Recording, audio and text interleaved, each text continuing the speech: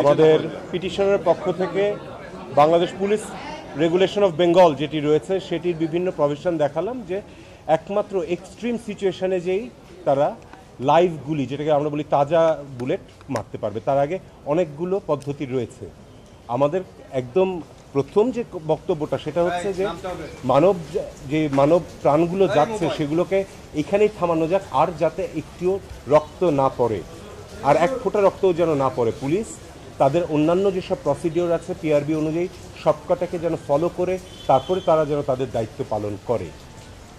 এবং এই 6 জনকে আমাদের সরকারের ভাষ্য অনুযায়ী যে তাদেরকে অ্যারেস্টও করা হয়নি, তাদেরকে ডিটেনও করা হয়নি, তাহলে তাদেরকে ওখানে আটকে রাখা হয়েছে কিসের জন্য? তাদের নিরাপত্তার কথা যে বলছেন সেই নিরাপত্তাটা তারা কখন চাইলেন সে কথা কখনোই বলছেন না।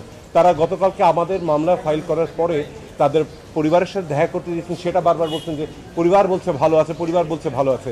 আমরা শুধু ক্যামেরার সামনে যে অংশটুকু দেখানো হয়েছে সেটুকু দেখেছি, ক্যামেরার পিছনে ওখানে কিভাবে তাদের কাছ থেকে এই স্টেটমেন্ট নেওয়া হচ্ছে সে বিষয়টা কখনো দেখা হচ্ছে না।